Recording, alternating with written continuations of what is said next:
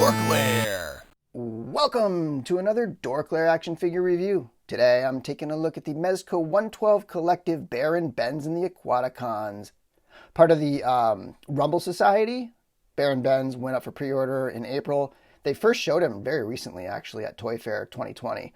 And it was a real hit, in my opinion. Pretty awesome looking figure. Just really great design here. Callbacks to old cosmic entities and comic books and whatnot. And then also, you know, like the deep sea diver kind of thing going on with almost like a steampunk element there. Just great in-house design work. Just a lot of fun you can tell these guys are having with this line with the Rumble Society and the Gomez stuff. So really cool stuff. I do have some gripes with the figure and I'll get into those in a bit. But overall, it's a pretty awesome figure, pretty great addition to the Mezco shelf. So let's get into this review. All right, so starting off with a quick look at the packaging. Packaging is gorgeous. I love it. I love the size. It's pretty compact, considering all the stuff it came with. And it's got this really great sort of Rumble Society emblem on the front with that skull, and then magnetized opening, and you kind of open it up into here, and then beneath there are just the inserts. Rumble Society on the side. The back's is completely blank, and then Rumble Society on this side. And just so you can get a sense of the size of it, it's wider, but it's also kind of smaller than an exclusive box. So that's the Homemade Suit Spider-Man box, so your standard exclusive box. It is wider, but it's definitely not as tall. So it's one of these shorter boxes that they've put out. One of the complaints that some people have with the figure is it comes with some swag. So it's got this pin with it. And I can understand it's justifiable that people are a little annoyed when they really just want the figure and they feel like price is kind of increasing because of this stuff. But me personally, I don't mind it. So pretty cool pin there. And then it also came with a comic book. It's actually a mini comic. I'm going to open up a couple pages, so if you don't want to be spoiled, don't skip ahead like 2 minutes or whatever. But here's the comic, and just so that you can get a sense of the size, here it is next to a regular comic book. So it is definitely a mini comic, but it's a pretty great looking book. And here's, if you don't want to be spoiled or whatever, there's not really much of a story to it, but if you flip through, he sort of crash lands on this planet and comes out with the Aquaticons, and I mean, really, that's it. But one of the interesting things was on this page, it actually says, "Shit is real. This ain't no bogus advertisement." And if you scan this code, go ahead and scan it, you actually go to a new shop called the Slugfest Emporium of Badassery. And there's a variety of things that you can buy on that shop. You can buy a bag of 12 skulls that fit on the Gomez bodies for $25 for 12 heads. That's actually a pretty good deal. There's a bag of assorted skulls. There's some coins. It sounds like you get a free Mezit with each one, and various other things. You can go to that site and just check out what they have in the Emporium. I did order the skulls, but I wasn't able to apply my reward points, which is kind of a bummer. And then this tells a little bit of a story. You can pause it there if you want. Kind of gives some background on Baron Bends and his weapons. And there we have the next figure that's probably going to be coming from Rumble Society. It says, "Our world has got a lot bigger, and coming soon is Doc Nocturno." It looks awesome. I love that kind of stuff. Like a skull villain. Sign me up. And then finally, it did come with a t-shirt. You can kind of see it here. It's t-shirt with a variation of the comic book on the front, which I love. I will totally wear this shirt. I also have a Gomez shirt that I wear all the time, so I'll definitely be wearing that shirt. All right, let's get a look at some of the details on the Baron, finally. These head sculpts are just incredible. There's so much detail. One of the biggest complaints I have with the figure is that these wires, they're technically wires, but they're supposed to represent tubes. They do not plug in very securely. And so you'll plug one end in and then try to flex it around and plug it in the other side, and then it'll pop out. So that's probably my biggest gripe with the figure, because I would love to just kit him out with all of the tubes. He's got more tubes. It's just like nearly impossible to get them all on all at once, but it would be really cool. And when I have a little more time, I'll probably try to spend it getting them all crazy with all the tubes and stuff. But I do really like that head sculpt, really great. And then one awesome feature of it is that this piece right here flips open. And originally I thought I preferred the other head sculpt, but once I saw, I think it was D Amazing's reveal that this thing flips open, this head is my preferred one, I think. With the visor down, I prefer the other head, but with the visor up, this is so cool. So you can get a little bit of a sense of the detailed paintwork going on in that face. Now this helmet doesn't like come off. There's no unmasked head underneath there, but looks very cool. So super happy with this head sculpt. It's an awesome looking head. Definitely reminiscent of some of those old Jack Kirby designs, the cosmic stuff. And this is, in my opinion, the style that Mezco does best. This is a sort of a looser cloth underneath armor bits. They're figures like Punisher and Deathstroke. Those types of figures, in my opinion, are their best. And this one fits in very well with that whole aesthetic. Cloth under armor. And, you know, like they do the spandex thing well. They do sort of like the pleather stuff well. But in my opinion, their best look is this armor over cloth. And all of the armor is just so detailed with lots and lots of different shadings and colors. Tons of very intricate sculpt work and weathering.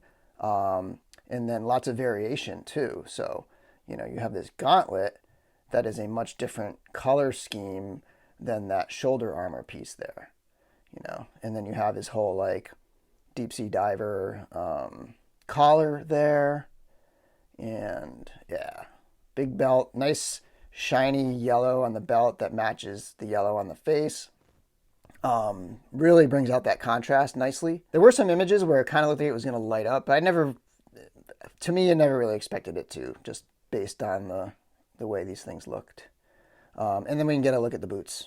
Again, lots of great detail, sort of like weird like latches, almost like you'd latch some sort of gear rather than article of clothing. Very cool design work. Lots of great stuff going on here. So I took off all the little bits so that I can kind of mess around with him a little bit more. And so let's get a look at his size. Let's start off with the ruler here. And if you get a look, he's pretty close to 7 inches. And he's going to be definitely shorter with that other head on there. So 6.5, 7 inches or so. Here he is next to a pink skull and next to the Stealth Gomez. Here he is next to the 112 Collective Aquaman and also the Articulated Icons White Ninja that I have as my stand-in Storm Shadow. And here he is next to a Mythic Legion's Atlas the Conqueror and a Super 7 Masters of the Universe Classics movie Skeletor.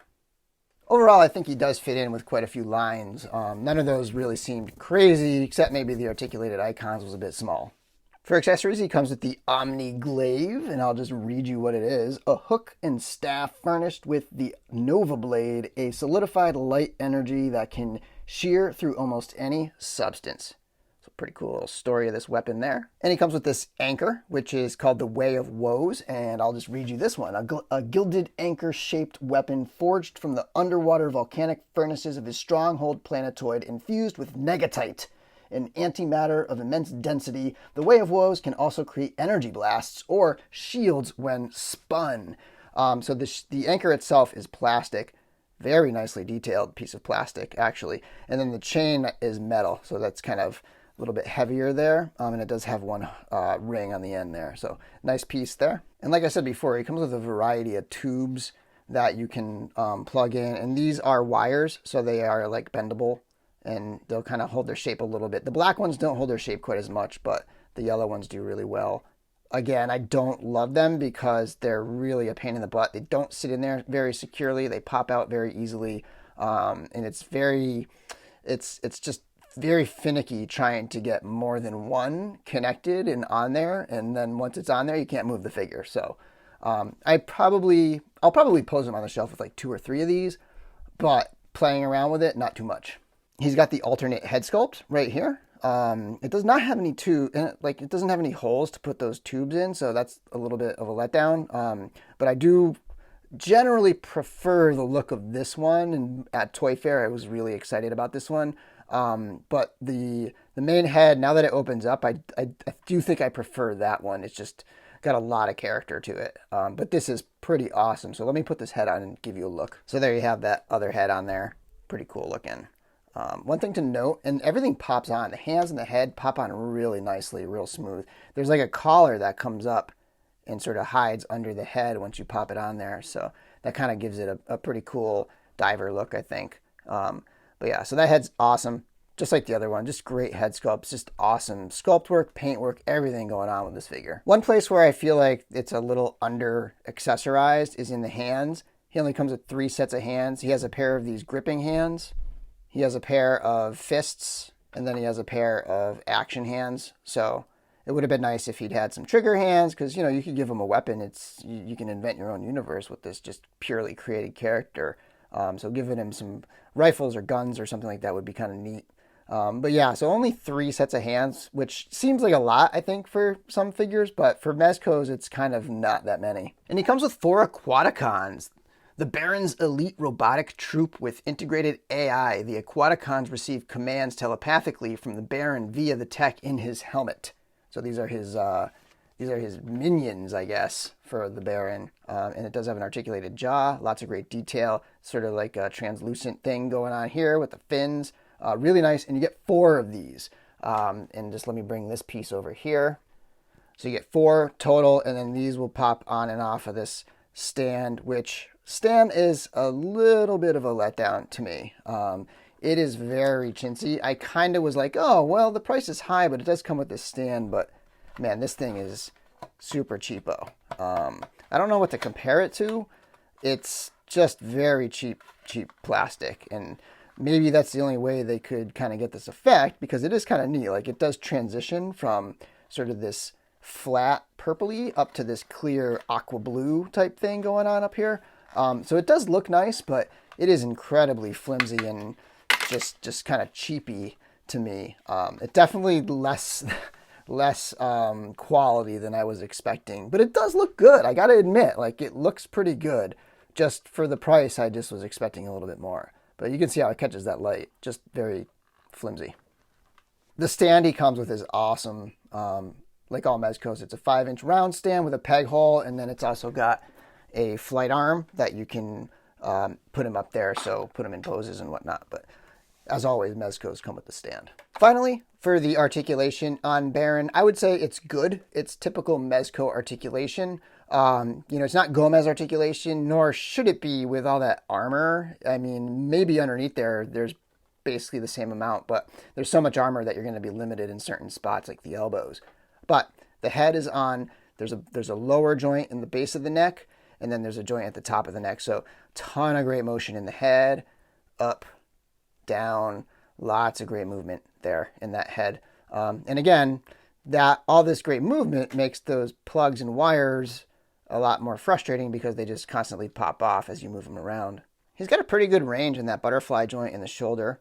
The armor here is not attached up top. It's wrapped around his arm here. That's where that armor is attached. So that will kind of get out of your way as you're moving him around a little bit. And his arms can, come up that far. Maybe you can push it a little further than that. You can twist the arm as well. It's kind of hard to tell. I'm assuming there's a bicep swivel up there. But yeah, that's what's going on there. You can swing his arms forward this much and swing them back quite a bit. So pretty good motion up in those shoulders there with that butterfly joint. So the elbow is a double joint. I can feel it inside, but just sort of the way it moves and stuff. But it doesn't really go too much past 90, because there's armor on the forearm and on the bicep. So it doesn't get too far up there. You might be able to kind of mess around with it and get it a little more range if you move the fabric around a little bit. There's no gauntlet swivel, but there is swivel at the hand, and hinge as well at the hand. So a lot of good movements in those hands for wielding those weapons. And then when you get up into the torso area, you can roll that top joint and twist it quite a bit. There's a twist at the waist. Lots of good motion there. He can crunch forward this far and then kind of flip back that far. So good range there. You can get him into the splits about this far. He can kick forward a bit. Somewhat limited. I think the pants are getting in the way there a little. Not the craziest kick forward, which makes it kind of tricky if you're going to try to get him into like a kneeling pose or something. It might be a bit tricky there. He can kick backwards a little. So forward and back. Double jointed knee. Lots of great movement there. There is a twist at the top of the thigh. Nothing at the boot. The ankles are very limited in rocker, which is as to be expected with big clunky boots like this, but there's a little bit there. And then they twist as well. You can point down this far and then sort of just back up to level. The belt, by the way, is very tight. Like, I can't move it up and down, but it does spin. So it is a floating belt, but it's not something you can really move up and down terribly well. And another thing about the suit is out of the box, my pants were sagged way down. So it looked like this, like it looked like his crotch was very long from the belt down here. And I was like, I can't get the belt down. But I realized that I needed to just hike the pants up because his crotch was super low. So once I did that, I felt like it looked a little more natural and sort of realistic. But overall, I think this is a great figure. It's got the 4 fish. It is pretty well accessorized, even though it doesn't come with a ton of hands. The water effect is flimsy, but looks good. And then the little wire tube pieces are kind of a pain in the ass. But other than that, great release. Lots of really good detail. I hope you enjoyed this look at this original piece from Mezco Toys. I love supporting the independent stuff. I know a lot of people just won't even consider a figure if it's not something from like their childhood or some property that they're super familiar with. But this guy has a ton of character and great figure. Thanks for watching my video. Until next time, may the force be with you. Follow me into the door.